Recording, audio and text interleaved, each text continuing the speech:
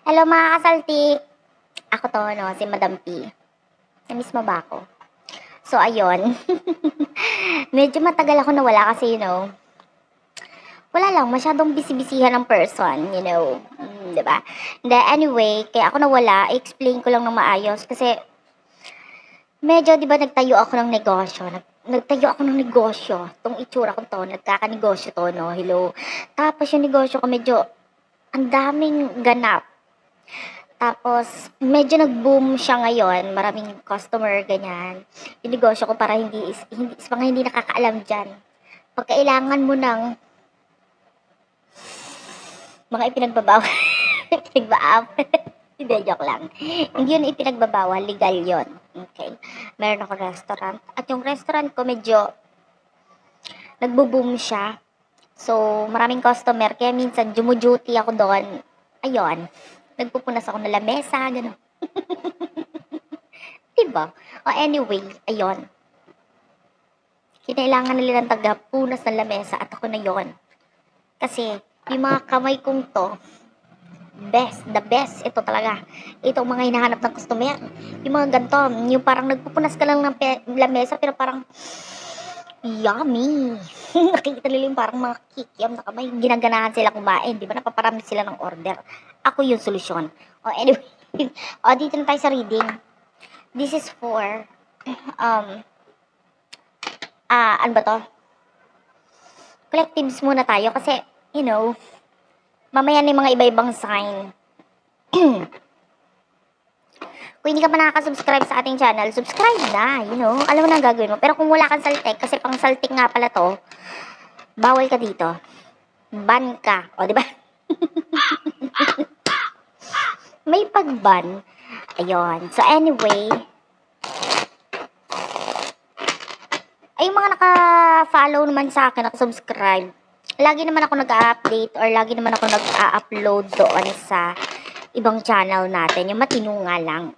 Kasi, masyado na akong pagod para mag-reading pa ng ganitong version. Medyo nakakapagod. Collective, tara na. Simulan na natin to. Collective, are you ready? Are you ready? Anyway, Justice card. Ayan, major arcana agad. Kaaga-aga. Justice card, Libra energy.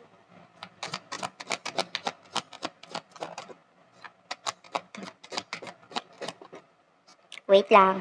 Wait lang. Kung masyadong excited. Kayo naman, ha.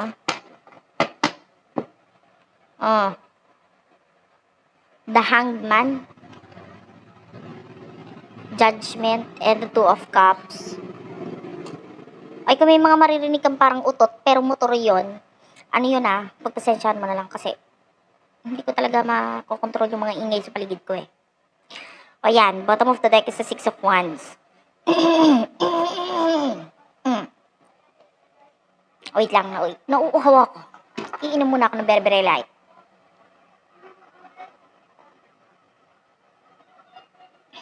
Masarap ang tubig. Lalo na pag espesyal yung lagayan. Di ba? Lagyan ng halo-halo. O anyway, nagais lang ako ng upo. Yung iba sa inyo, pwedeng may relasyon sa inyo nitong person na ito. Pwedeng may marriage na involved sa inyo ng person na ito. Yung iba, pwedeng soulmate mo itong person mo na ito. Pero nakikita natin dito, kung ito iba-iba ang energy. Kung kasal ka sa person mo, kung may marriage, may pagsasama, nakakita tayo ng magandang tsuba-ek-ek. Ano yung tsuba-ek-ek? Yung mga palakpakan sa gabi, yung gets. Yung iba hindi nagigets, mga SPG-14 to ha. Ano yung SPG? Strict long patnubay ng mga gurang ang kailangan. Anyway, yung iba sa inyo, magandang pagsasama at relasyon at saka jugjugan. Alam mo na yon. Ngayon, yung iba sa inyo, kung itong connect mo ay soulmate mo, nakikita natin dito na parang hindi ka na naghihintay. Kasi pwedeng yung iba sa inyo may karelasyon, may kakonect ka na ngayon na parang okay ka na. Masaya ka na. Wag mo na akong ginagambala kasi may kajugjuggan na ako. Dati, hinihintay kita, nire-reserve ko sa'yo ang virginity ko na for 3 years. Yung iba, ay, don't take only what resonates. Sabihin niyo, oh, hindi lang ako 3 taon naghintay. Yung iba, oh, hindi naman ako umabot ng 3 taon naghintay. Ganun. Take only what resonates. Example lang yung 3 years. Yung iba sa inyo, nireserve mo ang sarili mo para sa person na ito or gusto mo siya naghintay ka sa kanya pero ngayon, no, no, no, no, di na ako maghihintay. Gano'n. Pero yung person na ito, para sa mga magkakarelasyon, nalilito ako. Hindi ko alam kung sino unahin ko sa inyo. Para dun sa mga magkakarelasyon, nakikita natin dito na parang maybe may openness sa inyo nitong person na itong ngayon. Napakaganda ng kakonect mo kasi may openness sa inyong dalawa. Pareho kayo nagiging totoo at loyal. May loyalty sana on. May pa-loyalty award. Loyal sa isa't isa. So, nakikita natin yung openness ninyo ng person mo. I can see a lot of victory sa inyo ng person na ito. At saka with the world, I can see a lot of complete. Alam mo yun, yung parang kumpletong mundo, kumpletong buhay, masaya lang, gano'n. Kasi, kumpleto ka na, nandiyan na siya, parang okay naman kayo sa relasyon niyo, wala naman kayong problema. Wala lang, gano'n. Alam mo yon, yung parang wala kayong thrill, pwedeng dumating na kayo sa point ng buhay niyo na nagkaroon na kayo ng thrill, pero nakayanan at nalagpasan niyo yung dalawa. Diba? Sarap yung pag-untugin. Bakit kayo ganyan? Bakit kayo lang ang masaya? Diba? O yung iba naman sa inyo, if you're dealing with your soulmate, nakikita natin na parang hindi ka na naghihintay. Pwedeng yung iba sa inyo, tinanggap mo na kung ano yung totoo sa inyong dalawa. Ano ba totoo? Ano ba totoo? Para sa'yo, with the 2 of Cups, I feel like may another relationship or another connection ka na pinagkakaabalahan. Dahil, wala ka nang pakialam dun sa past. Yung parang bahala siya sa buhay niya, manigas siya sa buhay niya, ganon. Parang tipong, pagod ka na rin maghintay. So, ayaw mo na. Doon lang tayo sa next. Diba? So, dahil dalawa yung energy, magsimula tayo dun sa may magandang pagsasama, magandang relasyon. Ano ang mga messages dito? Kamustahin naman natin yung person mo. Ano mga nasa isip niya at emosyon niya towards you. 2 of Swords, 9 of Pentacles, King of Swords. Wait lang Makate. Anyway, the Hierophant. In fairness naman sa person mo, yung person mo, masyado siyang mature. Diba? Gurang na, ganon. Wala na magagawa. Age doesn't matter, pace doesn't matter. Sa atin lang yon. Original ng Madam P ang kasabihan na age doesn't matter and face doesn't matter. Diba? Pero, performance matter. Wag mong ikaila yung performance. Wag nating inuhuli yon. Yan ang pinaka-importante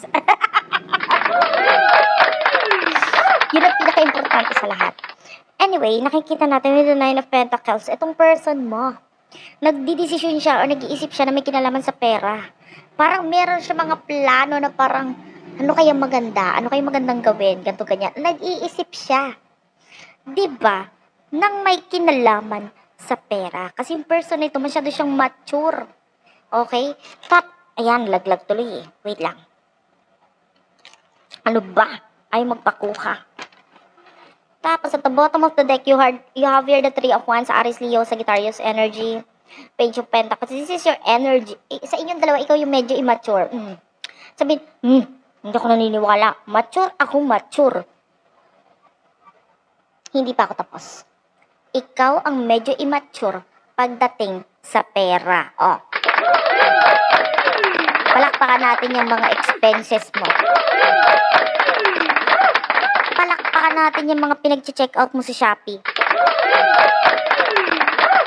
Importante yan eh.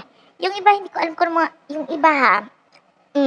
Hindi ko sinasabing lahat, pero yung iba sa inyo kung ano-ano ang mga pinagbibili at yun ang nagpapakita ng immaturity mo ngayon. Yung mga pinag-check out mo sa Shopee. Alamin mo yan. Yung iba kahit hindi mo kailangan. Halimbawa, butas-butas na yung panty mo, pero bibili ka ng tibak. Diba? Kasi syempre, ayaw mo na ng butas-butas sa gitna. Gusto mo sa gilid naman ng butas at yung kapraso na lang natatakpan. Diba? Napagod ka. At saka yung iba, tamad maglaba. At least yun, konting, ganyan mo tuyo na, diba? Palakpakan natin. Hindi ko nila lahat. Take only what resonates. Hindi ko naman sinabing tibak talagang binili mo. Basta tignan mo yung mga pinagbibili mo sa Shopee. Tapos kung ano-ano lang yon. Iyon ang nakikitaan natin ng immaturity sa'yo. May kinalaman sa pag bili-bili mo, mga expenses mo, ganyan. And at the bottom of the deck, 3 of Wands. Ayan. Aries, Leo, Sagittarius, energy. May mga gusto kang puntahan na tinatamad kang puntahan. Ano ba? Bakit? Meron ka mga gustong puntahan, pero tinatamad kang puntahan. Ano yon? Gusto mo matulog ka na lang. Tapos ilagay mo yung picture dito ng gusto mong puntahan. Tapos baka mapanaginipan mo siya. Kasi ayaw mong gumala eh. Anyway, that's your energy. O yung iba ayaw gumala. Or ayaw gumastos. Pero nasa isip niya kung anong susunod na i-check out niya sa Shopee. Di ba relate? Alam ko yan. Anyway, eto person mo, basta siya sa inyong dalawa siya yung medyo mature pag may kinalaman sa pera. Okay, gusto niya maging successful. At saka maganda dito sa person mo, ano siya, motivated siya. Gusto niya talagang gumawa ng pera kasi may mga future siyang iniisip na parang, sa future gusto ko ganito, ganyan. Alam mo sa inyong dalawa yung person mo nagbabago siya paunti-unti nang mas maganda. Tapos ikaw parang gusto mo na munang enjoyin ang buhay mo. 'Di ba? Anyway, para dun sa mga may kakonect na soulmate. Ano nasa isip nito person na ito?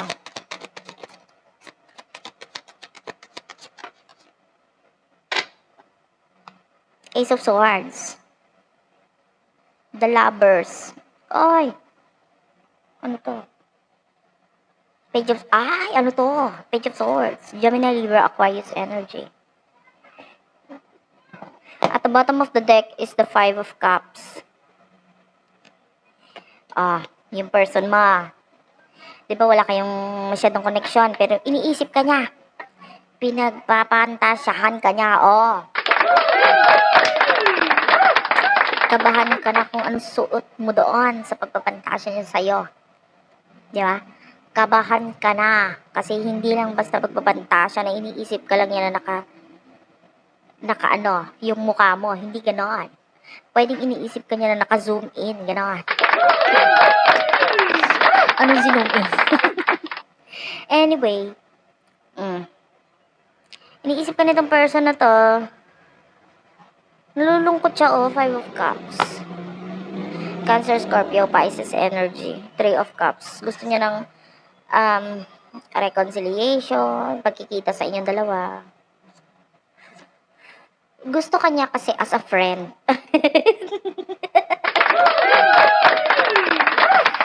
Ngayon lang ako nakakita ng pinagpantasyahan, pero as a friend. Pwede na palang magpantasyahan ka as a friend. Okay na yun. Anyway, nalulungkot siya. Gusto kanya kasi maybe may mga gusto siyang i-offer, sabihin sa'yo. Kaya lang wala kang pakialam sa kanya. Yung iba galit, nai-stress ka sa person nito kasi bahala siya sa buhay niya. Kasi yung mga sa inyo, pwede may kakonect ka ng iba bago, ganyan. Tapos siya baliwala na sa'yo. At tapos yan, pinagpapatasyan ka ngayon as a friend. Ang yan. What will happen in the future? Ay, teka lang. Ano munang emosyon nyo sa isa't isa? Doon muna tayo sa magandang connection. Ayan. O, diba? Three of Wands, Page of Pentacles, Stars, Virgo, Capricorn energy, Aries, Leo, Sagittarius, ikaw to eh. Ikaw tong immature eh.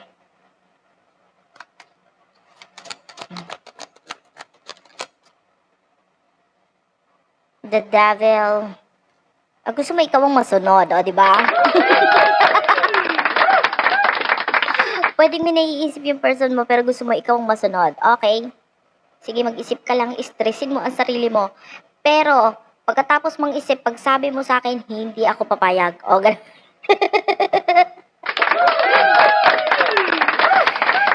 Yung ang tagal niya nag-isip, tapos ang ending, yung person mo, yung partner mo, sabihin mo, ay, hindi pwede.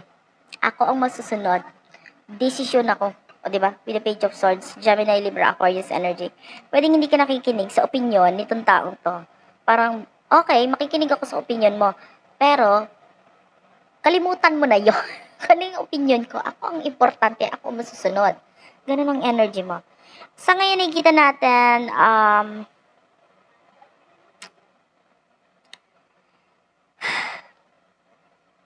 pwedeng isa sa inyo ang nalulungkot dahil parang hindi niya makuha yung mga gusto niya makuha.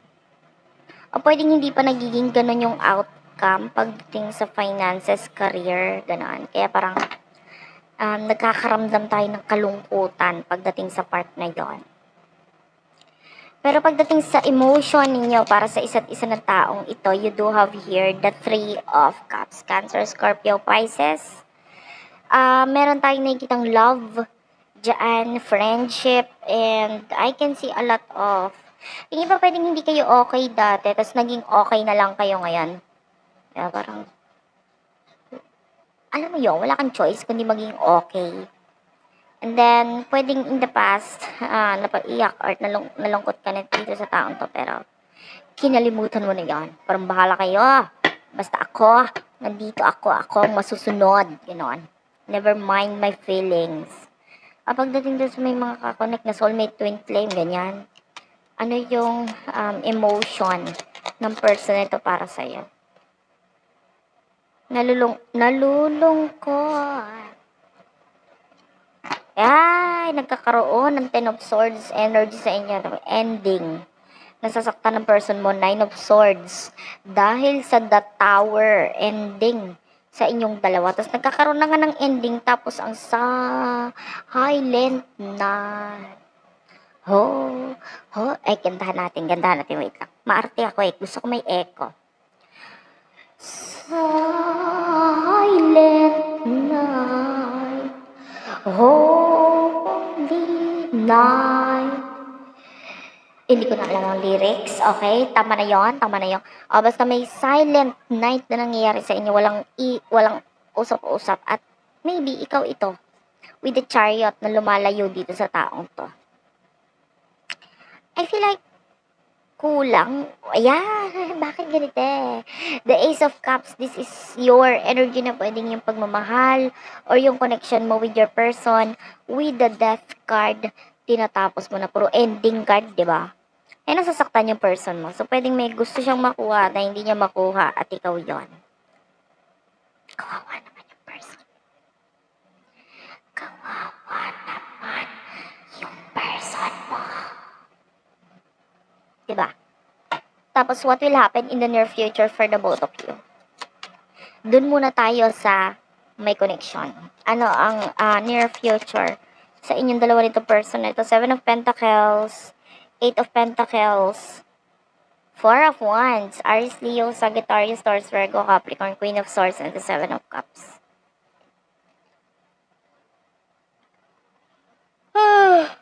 Natok ako, wait lang. Ba't inantok? Anyway, Ace of Wands, Aries, Leo, Sagittarius, energy. In the future, meron kang mga sisimulan na makakapagpag-grow sa'yo financially or financial growth ang nangyayari in the future for you. Nakita ko na maraming pera pero hindi mo masyadong wini-withdraw. Alam mo yon.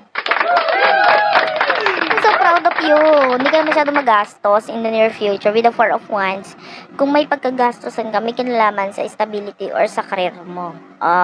Pero sa sarili mo, hindi na masyadong magastos. With the Seven of Cups, Marami ka kasing pangarap, tapos nandun na yung concentration mo, yung pangarap mo na yon. Pwedeng yung iba sa inyo, pangarap mong maging successful na professional drug addict.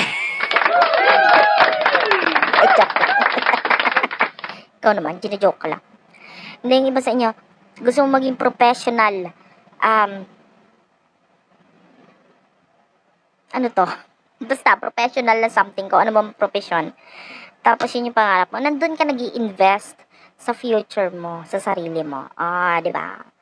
Kahit pa paano naging mature ka. So ngayon, pwedeng nagliliwaliw ka ngayon kasi parang i-enjoy ka na lang kasi in the near future, magpo-focus na talaga ako sa career ko, ganyan, sa pera ko, ganyan.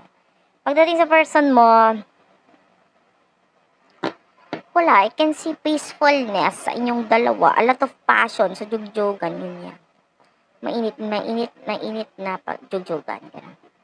Tapos sa, ano naman na ito, sa person mo, if you're dealing with your soulmate, ay naku, wag na yun na ituloy ang connection na yun, nakakapikon. Yun yung mga connection na nakakaasar with the 5 of Pentacles, Taurus, Virgo, Capricorn energy.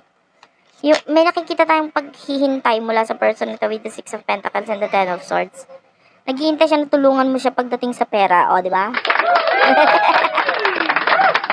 Yung person mo naghihintay siya kung kailan mo siya pauutangin, o, di ba?